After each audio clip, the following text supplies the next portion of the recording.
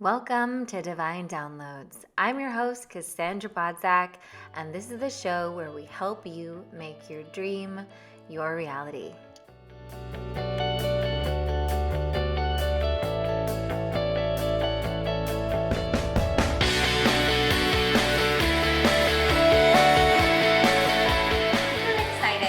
To have the lovely Sarah Kucera here on the podcast, the author of the Seven Ways of Ayurveda and also the author of the Ayurvedic Self-Care Handbook. I really love this book. I honestly don't think that I really knew what my dosha was until I read this book. And I have been around a lot of Ayurvedic people in my life, and I feel like I was incorrectly diagnosed. And this book really made me realize what my dosha was, and actually what I had thought I was actually where an imbalance was, right?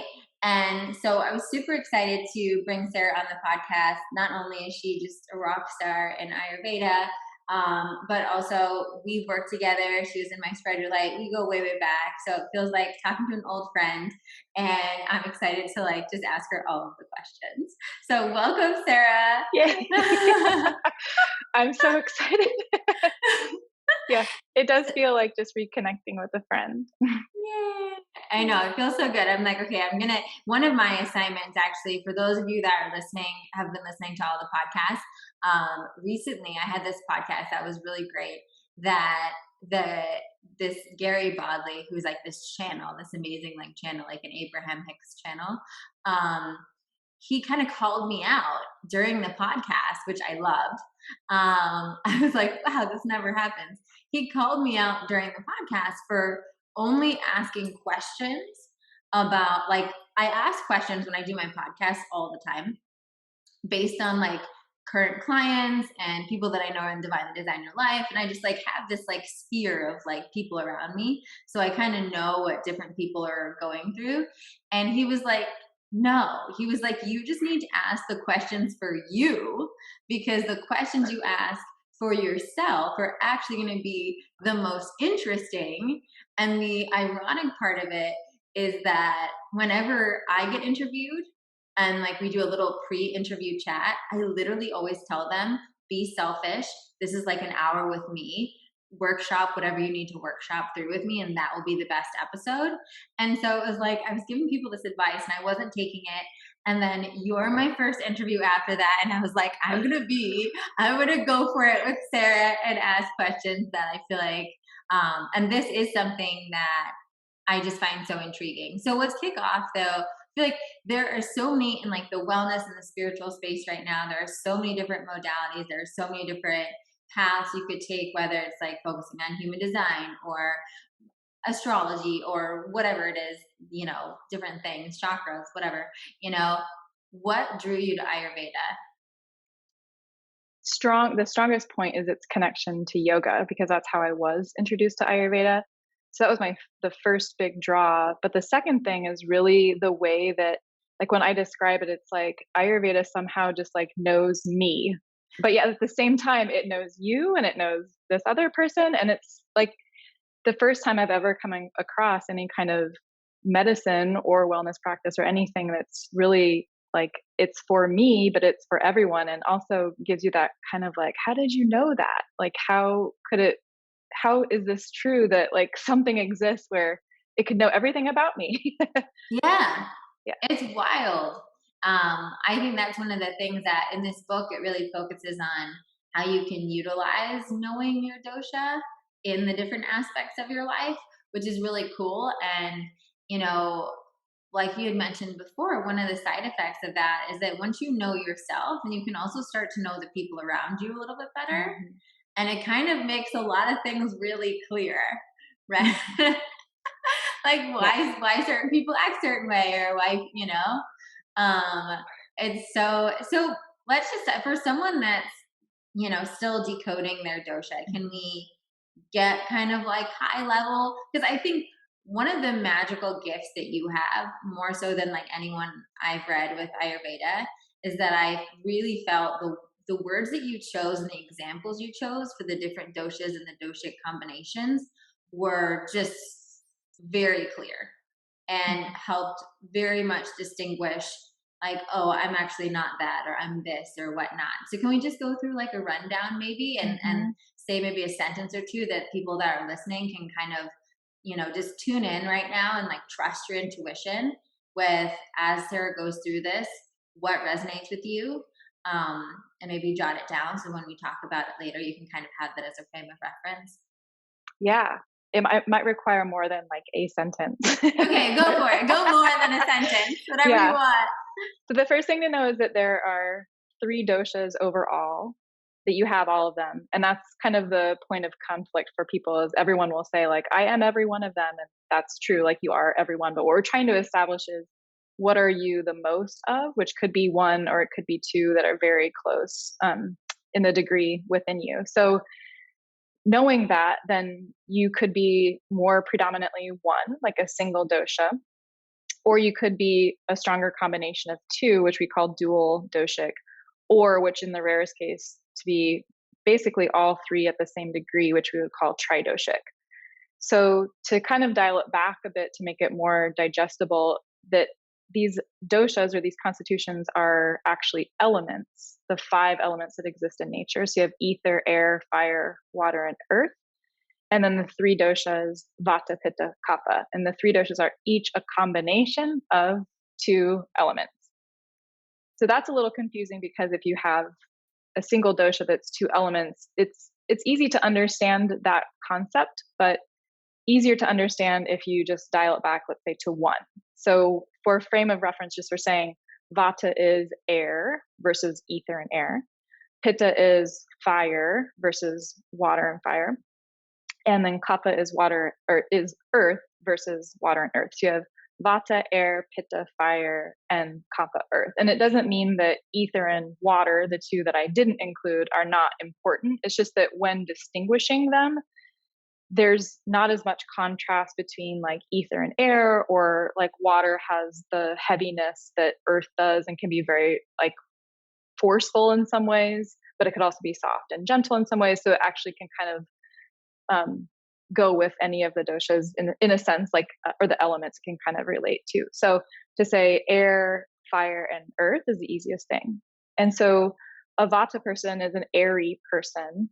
And if I say something, hopefully I don't say something that sounds offensive, because sometimes if you use a little bit of a lighthearted approach, it's easier to understand. So so with some discretion, I say they're kind of airy, like they're like an airhead, right? Yeah, And I exactly. yeah, and I don't mean that in a negative way, but like they have the potential to see things. They have an expansive mind because they have the space to see things and to have lots of ideas. They tend to be creative. They could be creators, not just like artists, but like to create and to start new things. Um, so in the mental component, in the mental sphere, that's like what we might call their light or their like positive, let's say, traits. And then we see more on the shadow side is that they can really struggle with routine and schedules and like kind of like being organized, right? Which makes sense. Like if a gust of wind blows into a room and there's papers stacked up, it's going to blow the papers away. Yeah. And that's basically like the what's happening in the mind of a vata person, an air person. Or like I say sometimes like their mind is kind of like popcorn, like air popped popcorn, where it's like pew, pew, like little things like going off all the time. This is me, like Yeah. 100%. Like this is my mind. So you can't offend anyone. This is Yeah. me. And I find sometimes even saying those, it's just like, I talk a lot about astrology, and it's very similar in astrology, where it's like some people like have like, oh, this sign is better than this sign, but really no, like every sign has their positive attributes and has their like shadow attributes. And I find, you know, sometimes it's easier to even identify with the shadow attributes and to be like, oh yeah, like that's totally me. I have like a bajillion ideas. My head, I got airhead a little bit more when I was younger, but but I definitely, struggle with that. And so guest appearance. Okay. So Vata Yeah, said? yeah, yeah. Vata's air, and then we have Pitta, which is fire. Fire by nature is very sharp and can burn you. So these are the fiery people with, like, if we're talking more of the shadow side, like they're sharp in mind, but they have sharp tongues. They can use, like, the fire can turn into anger. It can be frustration. They're also super passionate, but on the flip side of that, like, that can become very intimidating or like very unapproachable, because if you imagine someone who's super passionate, like, it is inspiring, but sometimes it's inspiring from afar. Yeah. That it's hard to like really feel like you maybe connect with them because it might feel like they're guarded in some way. So the fiery people, they're very goal oriented, detail oriented. They are more organized and they are more of our planners. And that may be something where it's like I say, sometimes it's a matter of preparedness. That I have a pitta fiery friend that if I said, "Do you have whatever in your bag? Like, do you have scissors in your bag?" Then she definitely has scissors in her bag, right? But it could also be that, like, I, as like having strong fire also, don't really want to have all of those things with me, because like having so much stuff is a sense of like not being organized, right? So organization and planning sometimes get a little misconstrued. Like, we may not really, if you don't think you're organized and so you ask someone else, you may be really organized, or compare yourself. Not meant to be comparing, like, again, like good or bad, but just like if you think about someone else, where do you land on that scale? um so yeah, so the fiery people, they are very driven by like achievements, and accolades. They are more eye centric. So fortunately for them, they are probably more likely to take care of themselves first, but they are also very good at taking on responsibilities. So um, I also think sometimes thinking about where these people land in life, these, or anyone, like our creative Vata people, they could be someone that starts a business. However, to have more of the fiery side would make you a little more focused on like being able to run a business, let's say. So there's like qualities of each that would fit into that category. So fiery people may be more in like a job where they had to compete for it, or like to be promoted many times, like something that's like giving them a challenge, and also could have like a societal status that goes along with it, because they like that feeling, because they have a little bit more, and I hate to say egotistical because I don't mean that in again like a negative sense, but it's like they're a little more driven by like their self, like themselves. And then the earthy people, which is the Kapha dosha. So earth is a heavy, like Mother Earth is nurturing. So these people are very grounded. We like to be in their presence because, especially if you're an airy person, you could feel like an earthy person gives you your footing and helps you feel more anchored. And that's generally a sense that you get when you're around people who are earthier. Like, you feel like you're taken care of. So their light is that they are these caregiving, nurturing people, often thinking of others, also good at taking on responsibility, but it's more from the standpoint of they want to care for other people. But then on the shadow side of that, they can forget about themselves. Or the heaviness means like they don't like change. They get stuck really easily.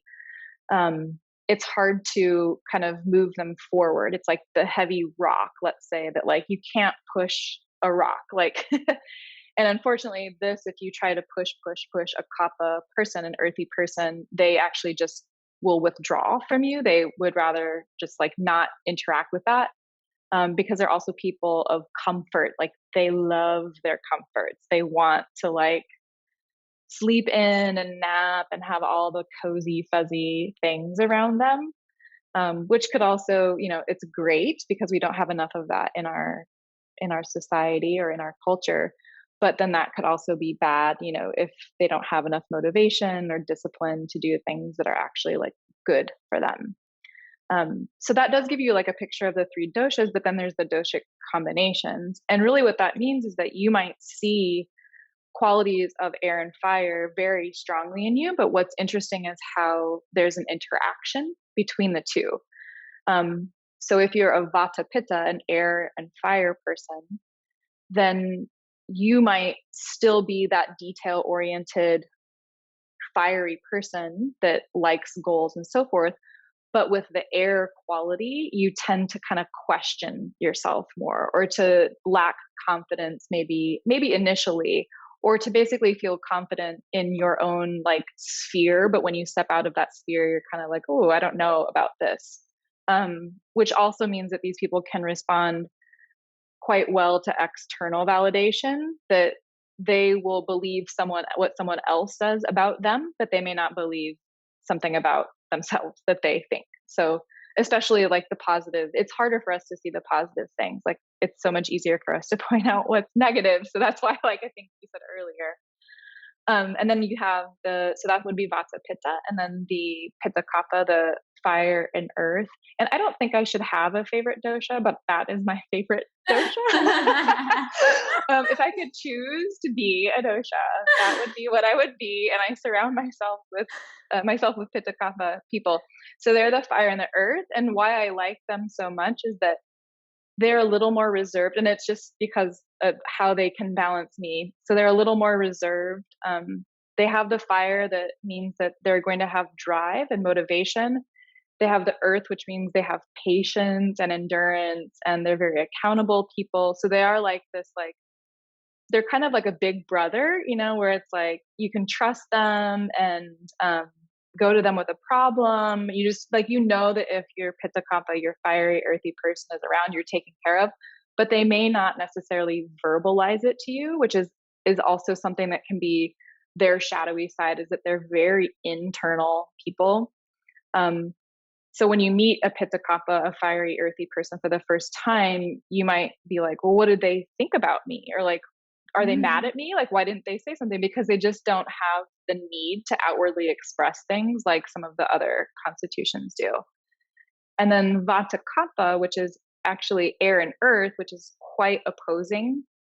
Those two elements are quite opposing, which means that this combination has a lot of different variables in it, which makes it a little harder to pin down. But the one consistent thing with them is that they tend to have a strong desire to be with other people, to have like their companionship is really important to them. And then again, like on the downside of that could mean that they merge with other people's personalities, or that someone else's goal becomes their goal, or someone else's identity becomes their identity, because they have the ether, and they have the air, and they have the water, and they have the earth, but they don't have the fire, which for many of us provides our direction and our confidence.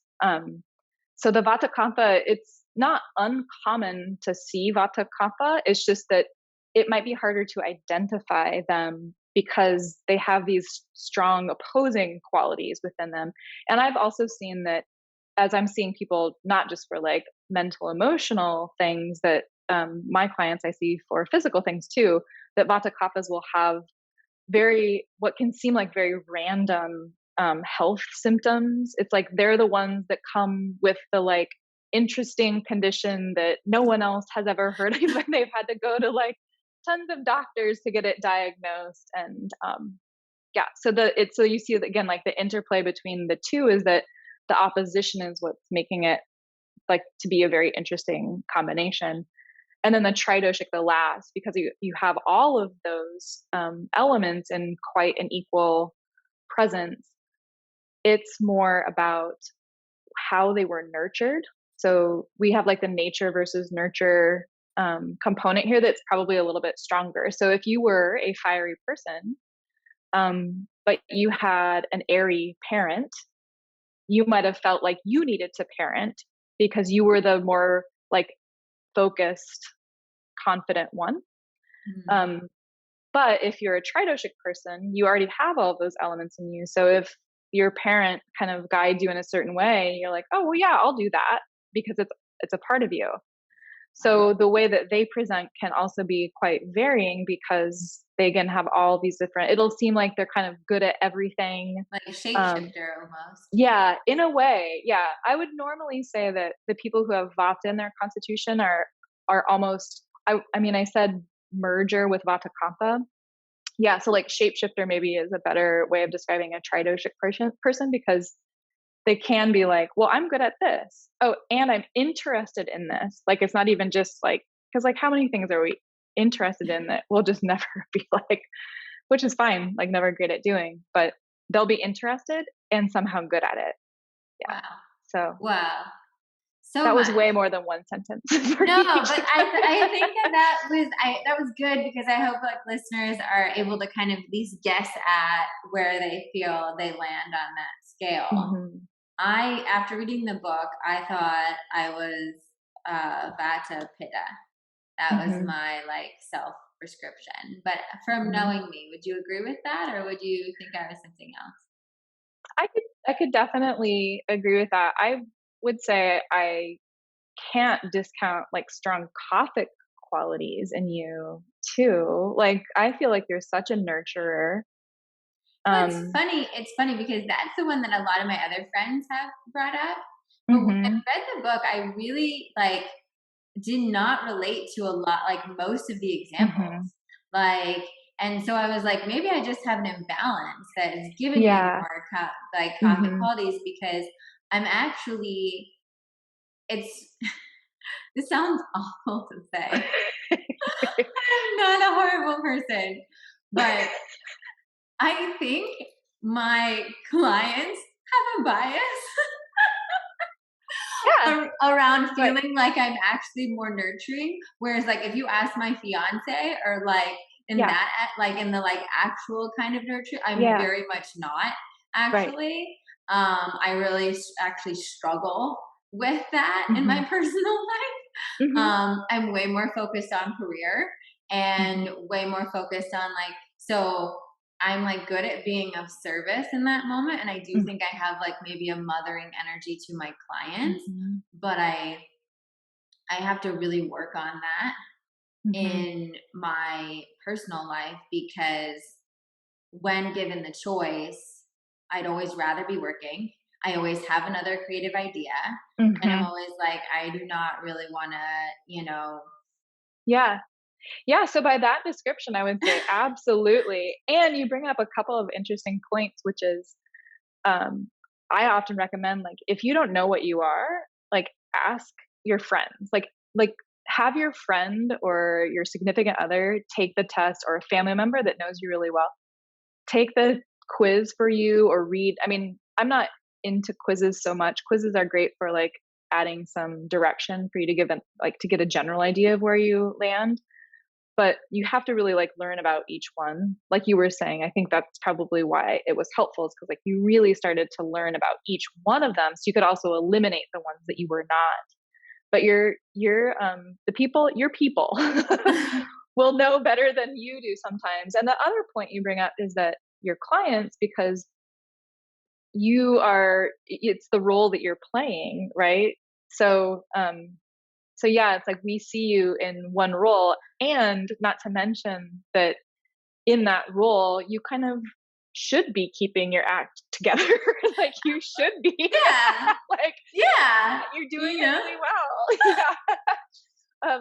But it's interesting too, because I have had people say like, "Oh, you're so grounded," and I'm like, if you were inside of here, exactly. you would be like, "What is happening in there?" So Yeah, yeah. exactly. And I think that's one of the things that I think is always for me been a little bit tricky about Ayurveda is Mhm. trying to like pin down like which one am I? And that's why I like that there's like you give more descriptions and like all Mhm. these different examples down to like I was just like one of the like you give up like dream dates. Like this would be Oh like yeah. your dream date, right? And I remember like the one for I think Vada Pitta was like going to like the hottest new restaurant and then Yeah. going to like an interactive workshop with your partner. And I was like, yes, hands down. Like it's so funny. Whereas I feel like like maybe I don't remember this from the book, so I'm making Yeah. this up. So correct me if I'm wrong. Yeah. But I would assume like a kapha dream date would be like staying home, like watching Mhm. Netflix, maybe getting some Right. food, right? Like I hate Oh, that. yeah. See? Yeah, yeah, yeah. So I I mean, think and it yeah, was so great to like see these examples yeah. in like more tangible things because asking someone like, okay, what's your dream date? Like, would you rather do this, or this? Now you're kind of like out of your head around like Mhm. what dosha am I? And you're like just Mhm. like, oh no, my preference is obviously that. right? Mhm. And Yeah. then it helps you kind of distill more about that.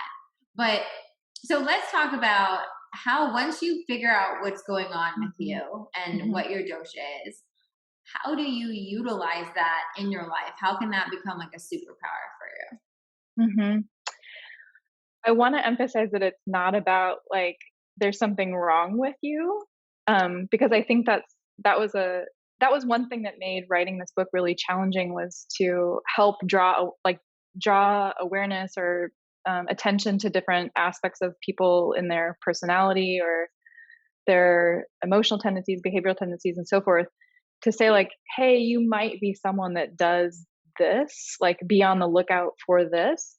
And that's really hard, like, to see in yourself, or it could sound very critical, and it could just make you feel like, oh, I just need to work on myself, right? you? So in terms of like utilizing it, I would definitely lean into like what you see as your strengths, like, oh, I really am someone that is great at starting new things, is really good at being adventurous or wanting to try something that's different, um, or not afraid to be like seen. So if you can lean into that, that's great. But also knowing that there's an attached component to that that may like rear its ugly head from time to time, then it's like having a map and knowing the terrain. Like if you know the elevation gain of a hike, you can be prepared for that. If you don't have that information, but you're like, well, I want to go in that direction, then you just like you can still try to prepare, but you just won't know as many details. So the best way of using the information is really to kind of go, aha, like, yeah, these are things like I am really good at that. And if that means that you realize that the job you've been in is not fulfilling for you, you might go, oh, that's why. Like, I'm not someone who's good at being a manager. Like, I don't like managing people. And so when you can recognize that that is not your strength, that your strength is in maybe being independent or being on your own, that's really, really helpful. I mean, and that those examples could come out in numerous ways, whether it's in work or in like your personal life with relationships, with not just like romantic relationships, but with friends. Um, but I will also say then there's the shadow side where it's like maybe giving you some insight on like, you thought that so and so did something bad or wrong or like wronged you, but have you looked at perhaps the things that you have been like also doing, or like maybe you're transferring like your ideas onto them, or you've had an expectation for them, um, which also then brings up the ways that we can use that in terms of interactions with other people too. So Okay, there's so so many ways. let's put a pin in that with the Yeah. interactions with other people, because I want to get to Uh-huh. that. But I do think that, what you bring up is really important. And I keep on comparing it to astrology, but that's kind of Mhm. like my language version of Yeah. this, right? And it's very similar. It's like the awareness that you have around how I call it that you're divinely designed. Like whether it's your dosha, whether it's your, Mhm. astrology, whether it's your human design, whatever it is, like this is how you were divinely designed. And so I think using these tools for that self-discovery process, for that knowing process, like you said, it's it's about knowing like, hey, like if I have this sign here, I'm going to tend to be that way, right? Like Mhm. my version of it would be Capricorn moon, or you could it works similarly to my non-Kappa energy emotionally. Is I have a very like practical emotional side, right? So my fiance, who I definitely think is the Pitta Kappa, is is Lucky. he is so good at expressing all of his emotions. Mhm. and and he's so nurturing. He's like way more nurturing and loving and like, all those things than I am. But because I have the awareness, right? I have awareness that that's something based on my Capricorn moon and now also with my Mhm. dosha, that that's something that I lack, um, from an innate point of view. then it's something that I know I have to kind of just consciously work on a little bit more. Mhm. So I think about it, right? Like I don't have to think about doing stuff with my business. I don't have to think about creative ideas. Like that stuff will just, it endlessly comes, Yeah. right? But like that's an area where I do need to like focus a little bit more energy because I know there's, I don't have as a lot of energy in that area or whatever you want to call it. The way I Mhm. show love is very practical, you know? Yes. And Yeah. so to be able to know that about yourself and to say, and actually one of the things that was really helpful is talking about all this and, going through our charts and explaining our different like things and why he's certain way and I'm certain Yeah. way. And similarly with the doshas, in that way of knowing how you are, so that if you have someone that, a friend or a family member or loved one that's in a different capacity, you can kind of see, well, where are the places where we're not going to work, right? Mhm. And even in partnerships, like one of my friends, I think is very, very pitta. And even though I have some of that, like like I cannot collaborate with her. Like Right. sometimes I've tried to like do something and it was like, no, we're not gonna end up friends if we keep doing this, you know? Because the Yeah. intensity is just so much that like it makes my brain want to explode sometimes. And it's like so micromanaged that like the part of me that's Yeah. Vata just can't hang with it. And um and so it just opens up a lot of what you can once you start looking through. So talk a little bit more like how is it helpful for you to start looking at that? And maybe do you have an example in your life where recognizing your dosha or the dosha like caused you to maybe make a big change in something or shift something? Yeah. I'm sure I have endless examples.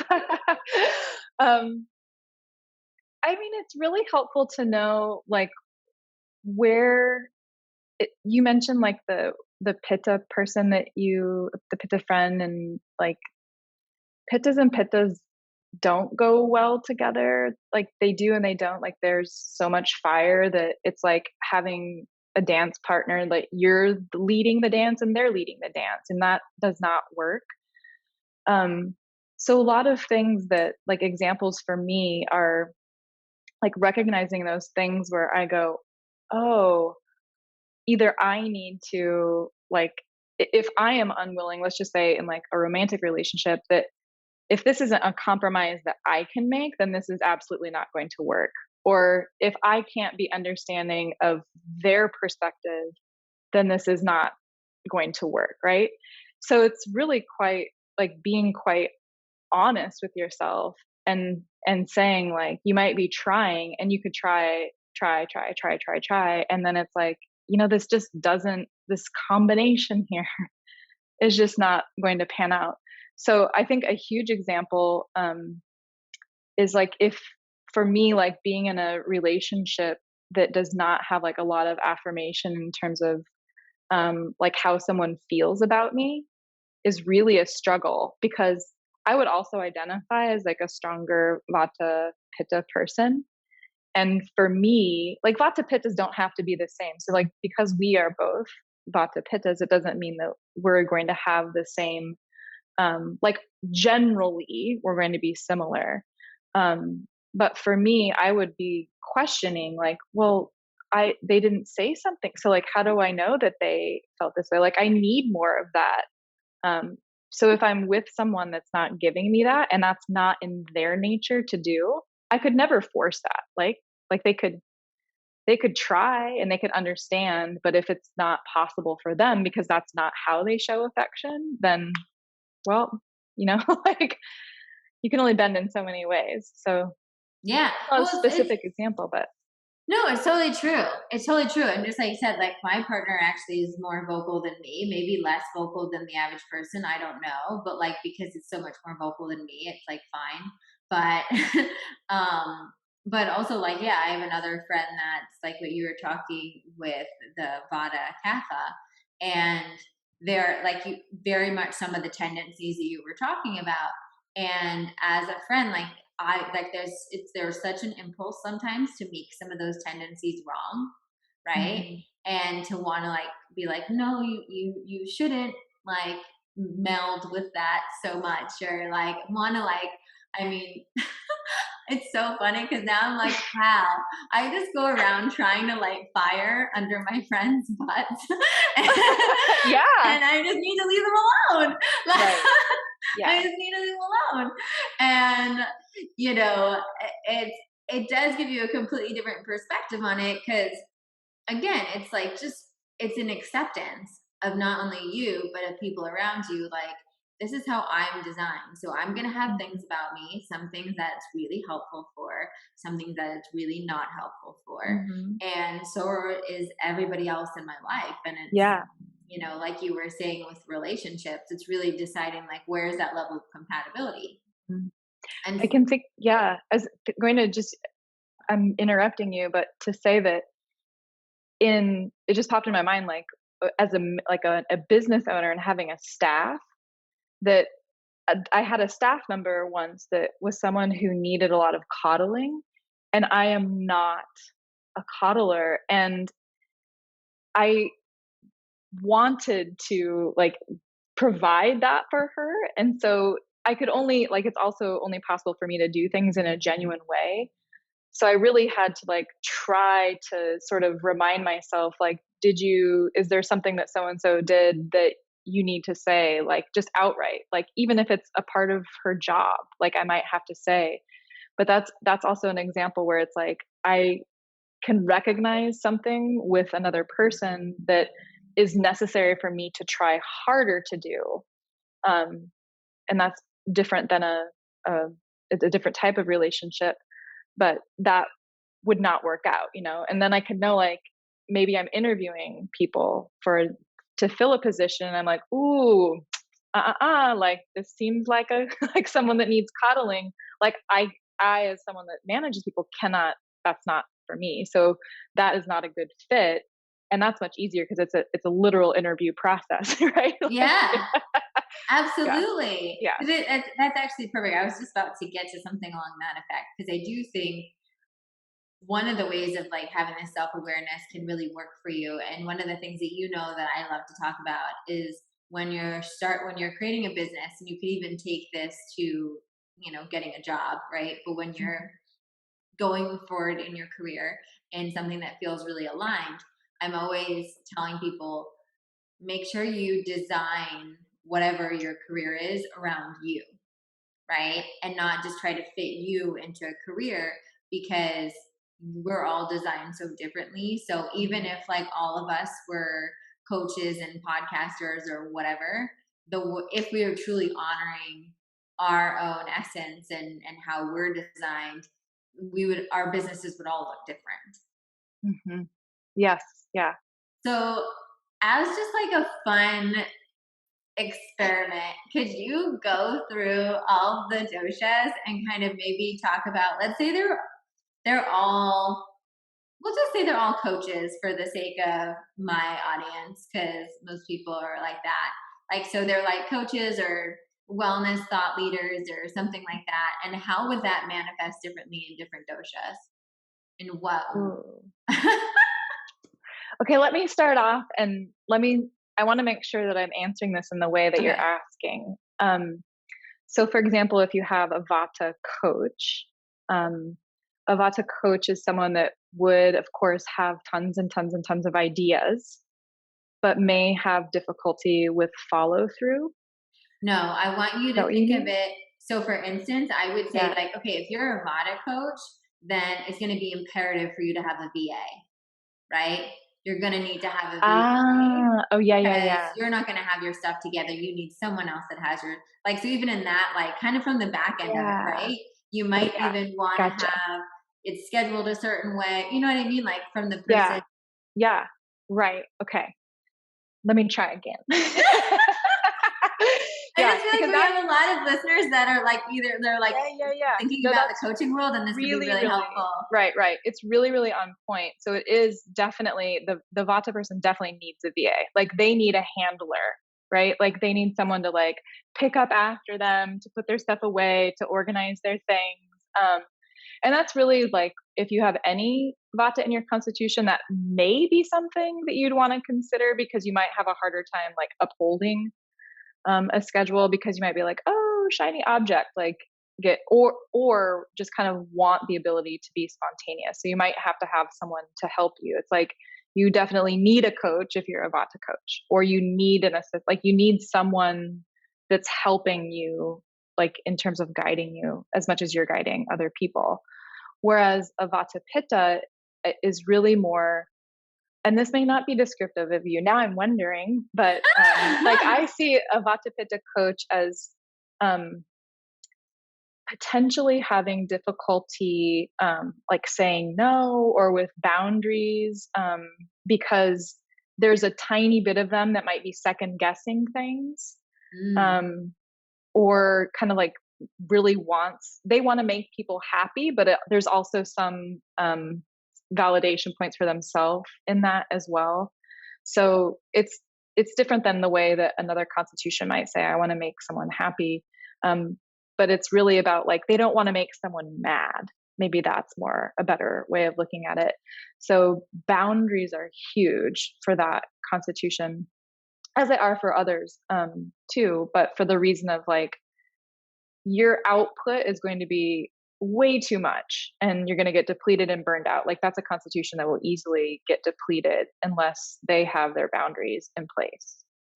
Yeah. Um, Also, where someone that would be good to have like a gatekeeper, yes, like a yes. gatekeeper that kind of like handles, you know, Yeah, clients and handles right. kinds of those kinds of queries, so it almost doesn't even go Yeah, to.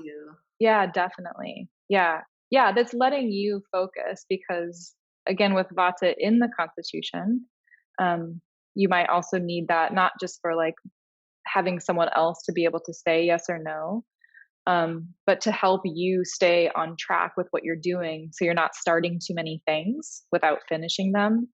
Um, there's also an interesting dynamic with the Vata Pitta where it's like there's such a perfectionist tendency in Pittas, and the Vata Pitta will have this to some degree as well. But because they're interested in so many things, they have so many ideas, then it is easier for them to get depleted because they're kind of like drawn to all these things, but they want to do all of them really well and in their own way, right? So yeah, so having the gatekeeper would be helpful for the boundaries component, but also in terms of helping the person stay focused as well. Um, the Pitta coach, oh, the Pitta coach.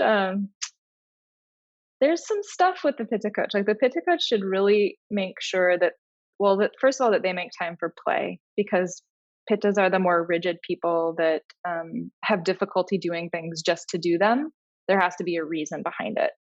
Um, but I see where this would translate with clients is remembering that not all people are Pitta people. So like Pittas have a hard time understanding that like, oh, you're depressed, just do this. But it's like, because it might be easy for them because they are very passionate and fiery and driven, but it's hard for them to understand that others may not have that drive. And Pitta might even be a sign that doesn't do one on one.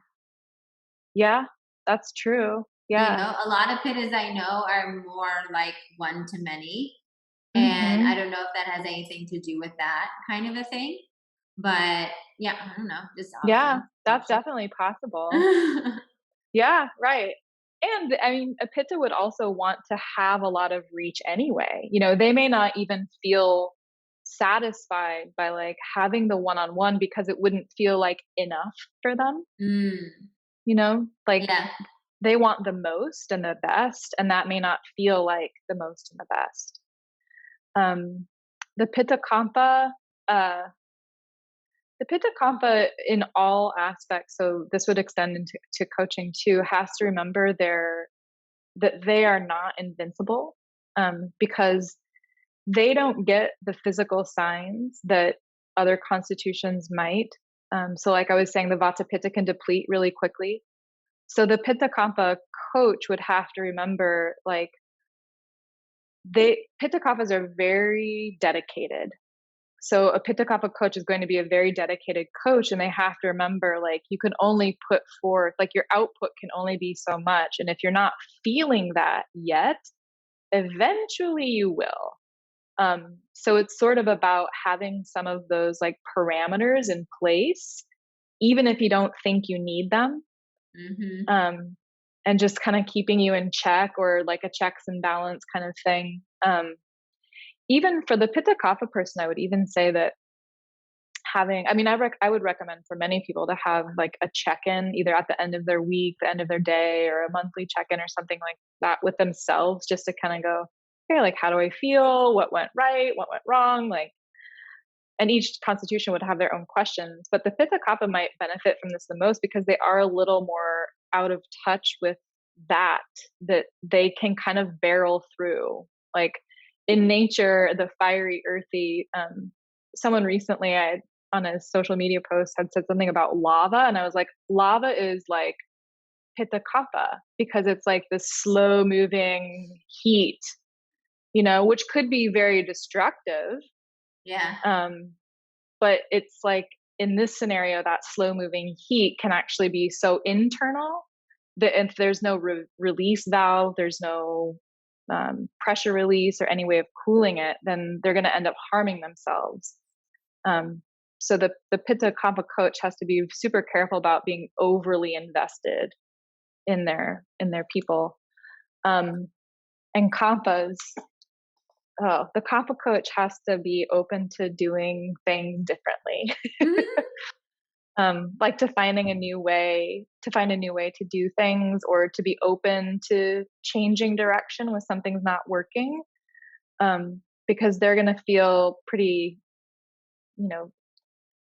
Kaphas are really set on doing the things the way they've been done. And so if they're not getting the results that they want, it's not easy for them to make a change. So adaptability might be the big thing I'd say for the Kapha coach. Gotta learn to be adaptable. Yeah. I love that. And I think that people can take all of those to whatever career they have too. They're pretty open. So no matter what you like, listen to what is that and what you related to the most. And so let's talk about, can we talk about imbalances? Yeah. So this is going to be my selfish question of the podcast. So, and I want you to just like completely correct me if I'm off base. Like you're the expert. I'm way out of my territory here. So I feel like if I feel like my natural who I am is more of like the Vata Pitta, and when I'm in my Vata Pitta, even with its negative effects, I just feel more like me, right? And so when I do have some kapha qualities come in, right? Like I've had over the past couple years, definitely more of a need for sleep, and more like, yeah. And sometimes I'll go through phases where like I feel like my fire is being, whatever you call it, like squashed, my fire is a little squashed, and I'm like, okay. And so how do you recognize the difference between this is an imbalance, but this is not really who I am? Is it as simple as what I said? Like when I feel like I am myself, that's who I am. And when I'm feeling this kind of other way, it doesn't feel like me. That's the best way for sure. And that's the best way to say that, the best way overall, right? Like if you aren't feeling like yourself, then definitely there's an imbalance. But an imbalance actually could be so small that it's just like your skin is dry, or for one day you're having difficulty focusing. Like, so an imbalance, because an imbalance can shift, it may not always be within the same doshic category, might not be big. So like what you're talking about, I would say is a little bit bigger. Like if it's like, I don't feel like myself, and I guess that could be smaller. Like I just don't feel right. Like something feels off today, or like I'm not feeling right today. So that's definitely an easy just check in of like, do I feel like me? Yep, good. I'm good to go. Good to leave the house. No. I feel like me with all my normal chaos. Yeah. Great. Yeah. Or like feeling, if you feel like you're in your groove and things are clicking, that tends to be like more of a state of balance, right? Yeah. So absolutely, you're absolutely right. Then the next thing that's most important in terms of like identifying, because you want to know, like, I am out of balance, like something isn't right. So when you say out of balance, you're saying I am vata pitta, but something's not that anymore. Like either there's too much vata, there's too much pitta, there's too much kapha. But to know what that is, you have to kind of look back at where the source is. So this is where I think we, especially with the kapha constitution, we get a little confused that kapha by nature is a little slower moving, likes comforts, likes to be static, doesn't like to be overstimulated, doesn't want to be in like crowds, likes to stay in, and so forth. So if you're feeling that way, that may not mean that you have a kapha imbalance if you've been overstimulated, if you've been around people, right? So an imbalance is the accumulation of something. So to have a kapha imbalance, you would have had to have already been inside, to have already been like withdrawn, to have already been sleeping too much. Does that make sense? Okay. Okay. Now I'm getting Yeah. it. Yeah. Yeah. Whereas if you're tired and need more sleep, that could just be your body going, "Hey lady, like you've been doing too much." Like that actually might be air, right? That might be like, that's like a whirlwind. Like I don't personally love the element of wind. And so to be outside in wind, when I come Oh, inside, I I'm like, I am, hate wind. Yeah, I hate yeah, like wind. I'm exhausted by it, right? So that's a good example where it's like that imbalance of feeling exhausted didn't come from the earth, it came from the air. Mm. Does Oh, that it make is sense? definitely an air imbalance. That is definitely, because it's also like, if I think about it, this is so okay, this is so great. So Yeah. just to explain this for anyone that's listening at home, like thinking about if you even go back to like your dosha or your dosha combination and thinking, because as soon as you said that, I'm like, oh, this is totally air, because it's also Mhm. I'm exhausted because of the amount of things in my head, the amount of things I Yeah. need to do, the amount of ideas popping around. And it's like, you know, that is exhausting me, It's you wind know? in your head. It's the whirlwind. That's what it feels Yeah. like. It feels like I have a hurricane at any point. Yeah. And that is tiring. I on days where I'm forgetful or I can't find my keys or something like that, it's like that is what my mind is like. It's like I know where I put these things. I don't have a huge place. Like and these things have a spot, but it's like there's too much wind to even like stop and settle and go, "Oh, it's right here." And so it is really tiring. So And the it antidote is earth, right? The antidote is to rest, is to use the kaphic qualities. So, like your body was saying, we need the kapha, like we need more kapha now. So you were using those components of the earth to actually correct your imbalance. and it's funny because what I wanted to do, which was no bueno, what I wanted to do was amp up my pitta to like power through it. Yeah. Like that's what I really wanted to do, and I did that to a certain extent, but it just got worse. Yeah, which is where like being able to be an observer and to be aware is sort of like tragic because it's like you're like, I can see this happening, but I also know that I have this ability to focus. So it's like you start to get frustrated with yourself, and like it can be really defeating, is how I would describe it, because it's like, Yeah. why can't I do this? Yeah. And Yeah. so would you say the quote unquote prescription for something like that, is it as simple as like leaning into what your body is craving? Or is it a little bit more of thinking of like what is the opposite of this dosha that I'm kind of overextending in to kind of Mhm. balance it out? It's both of those. Cravings are healthy when we are like mostly in a state of balance or just slightly out of balance. So if I'm craving something to drink right now because I've been talking, that makes sense, right? Like I'm in a state of balance generally, but I'm like something's a little off, so I want something to drink, right? I need Yeah. water. But when that gets drawn out too long, then our body actually starts to, or our mind plays into the imbalance where it's, and I always use the example of running. Like I'm not a strong runner to go out running for exercise, but once I get in the groove of it, it feels really good. If I miss a day, I'm like, shoot, I want to get out and run. If I miss 2 days, I might be like, oh, I need to run. But if I miss like a week, it's like, I don't want to run, Yeah. you know? So it's Yeah. like I was craving it because it was sort of healthy and it was making me feel good. But then the like being inert felt good, which Mm. wasn't necessarily healthy for me. Um, but a simpler way is to revert back to the elements involved. So, like Mm. we've been saying, and air and its qualities, air is cold, air is dry, air is light, air is mobile. So, if you have too much of that, you either need to take away some of that from your life or from your diet or interactions, which would mean like less talking. Like if you are in a car, don't turn on the radio, don't roll the windows down, right? Because the wind.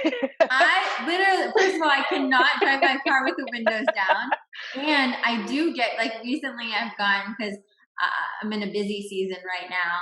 And I have gotten to the point where, like, I used to love driving with podcasts. And now I don't want Yeah. anything coming in my ears. Yeah. So you're So reducing that fascinating. component. Yeah. And the other thing you could do is bring in the opposite. So if we're talking like we have too much mobile, dry, cold, light, then you bring in static or immobile, you bring in heavy, you bring in warm. So it's like the things that you would think of as like a comfort food or like a warm drink or like a weighted blanket would be really great. Mm. Oil, because it's heavy and it's not dry, it's the opposite of dry. So you can either increase the opposing qualities or the opposing elements, or you can decrease what is out of balance. Oh, I love that. You've I already love been that. doing it. I love that. Yeah, I was like doing it without realizing it, Mhm. but that's but I didn't realize it, what you were saying was that I was thinking I had the imbalance wrong in my head, and I Mhm. was thinking like, oh, I'm imbalanced. Yeah. I'm I'm seeing all these coffee qualities or whatever come up, and they don't really feel like me. Mhm. And only the negative ones now. I like, why didn't get any like extra nurturing when this was happening? Why didn't that happen? My partner would have appreciated that at least. But Yeah. but that's kind of amazing. I feel like it does, and it just reinforces kind of your natural inclinations in that time.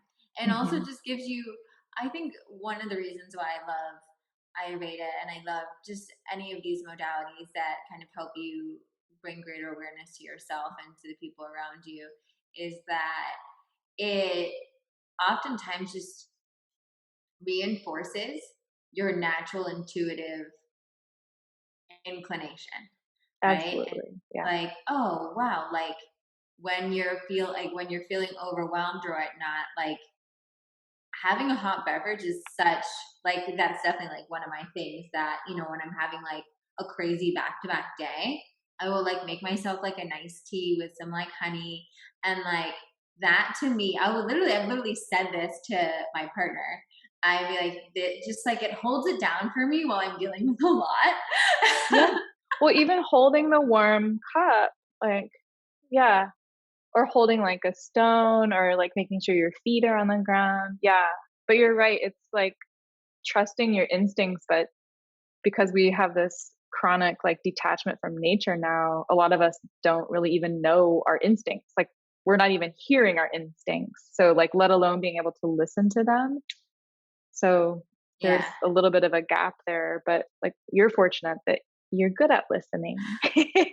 Well, I'm sure that everyone listening is also getting better and better at listening. And if this is not a sign to listen to intuitive nudges, and grab the book, because the book is going to help you. We're going to put all the links below.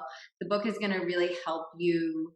I feel like Sarah gave some amazing examples on this podcast, so you already probably have an inclination as to when you were like, "Oh, that's me," whether I like it or not. And but grab the book because it goes into way more detail, and I think it's going to be really helpful in very practical things, from how you go about your daily activities to how you navigate different aspects of life. And it's going to be, I think, a lot of self affirming things. You can really start seeing, like, oh, this is why I do this. I'm actually just designed that way. And my last question, because I know we're a little bit over time, but I have, like, obviously all these things I want to talk to you about. Um, so my last question, and again, this might be a silly question, but so in that, if there is an element that you need to, and tell me if this is just like something you should not even do, but don't do that. But let's say you have a certain, like, for instance, let's say right now you're in a book launch, right? I'm in a book launch, right? You're in one of those, like, modes of life where it's helpful for your pitta to show up, right? Are there ways to kind of, through rituals or different things that you do or how you organize your day, to activate a little bit more of a certain dosha within you? Hmm. For sure. Yeah. I mean, I think you have to recognize first that your pitta is probably not going to have a hard time showing up because it's already a part of you. So I think it you can definitely do something to activate it. Well, I'm not talking specifically about me also. Yeah. I Yeah. mean, like, yes, this would be interesting because Yeah. I think, like you were saying, at different times, Yeah. you feel a little bit more, like, slightly more one Right. than the other Right. or whatnot. But just in general, because Yeah. we all have a little bit of Hmm. each of them, Yep. right? Yeah. Yeah. Yeah. So are there moments, like, for, like, even another example could be, since I don't have the kapha in my, if I Hmm. am truly Yes. about Yeah. to, Yeah. like, if Yeah. I'm Yeah. hanging out with my stepdaughter and I want to call on a little bit more of that kapha Yeah. or whatnot, like, are there ways we Yeah. can kind of, like, Yes. play Yeah. with that? Okay. Absolutely. Yeah. Yeah. Yeah. So the easiest way to bring in more vata, the air. I'll just give you the three Yeah. doshas. The vata air would be to do something spontaneous or to do like an art project, something that like really calls in creativity, something that's expansive feeling, doing something without a need for an end product like This is, that. like, great, like, if you're doing a brainstorming session, right? Yeah, If you totally. want a Yeah, brainstorming session, then yeah, those are things that you could do. yeah. Right, right. For the fiery things, I would practice just like making decisions. Because if you're wanting to call in like the fire element, and I was saying like you probably don't need to call it in much if you already have it, but the fire element is something that is very, it is decisive, but it's just like there's certainty behind it. So it's like just decide. Like practice one day just saying, I'm just going to make a decision. I'm not going to question myself. Mm. Um, so that's maybe more of like a daily, it's not necessarily a ritual, but something that you might do, say like today I'm going to do X, or to create a schedule for yourself, like Well, having both of that those things, they're structure. like, it's like kind of activating that, like, call it, Hmm. like, boss babe energy or whatnot, like Total CEO bossy. energy. It's like, Yeah. once you just Assertive. start, yeah, you're just like, I Yeah. don't care. We're gonna have Yep. this. I want the Yep. tea. Yeah. Yeah. Nope. Nope. Nope. We're just doing this. Like you first thing on the menu, just take it and go, right? Like just like be sure of yourself. And then for kapha, like kapha is so easy for like for me to think about because it really is like what I feel like I'm seeking more and that our culture seeks more of or needs more. And it's like slowing down, like going for a walk and like intentionally looking around and kind of like observing things without having like the determined walking vibe. Could be oil, could be, I was saying like the weighted blanket, um, feeling just like things that would make you feel cozy would be really great for bringing in an earth element. I love that. See, guys, you can just call upon all these different elements, and it's so true because in our life, I mean, in all of our lives, there are different scenarios where different ones kind of come up and are a little bit more handy. Hmm. And to know that, I think it's very helpful to just know, like, oh, okay, if I'm not really feeling in the vata, but I need to do this creative brainstorming session with my team or for a creative Mhm. project or something like that. Great, let's go to a place that we've never been before. Let's all Yeah. like go to a park. Let's order food from a place we've never ordered before. Let's create a Yep. unique experience and get that kind of be out in the wind. No, Yeah. Turn a couple of fans on and brainstorm away. put a couple of pants Yeah. on. Oh my God. Oh, Sarah, this has been so juicy, so good. Thank you so much. Is there any final parting message you want to give the listeners? Oh, I think just if it's of interest of you at all, like if any of these topics are of interest, one thing you can just start to do is like observe your day, and maybe start trying to look at like, was that an airy thing I just did? Was that a fiery thing? Was that an earthy thing? Or at the end of the day, just look at like, what kind of day was that? Was that an airy day? And how do I feel? Like, was that a good feeling or a bad feeling? Do I feel like myself? Or do I not feel like myself? Yeah. Yeah, that's really great. And it's such a good place to start and just start checking in with yourself and start noticing, the different qualities and how they Hmm. manifest in your life. And of course, if you're interested in this, you definitely should grab the book.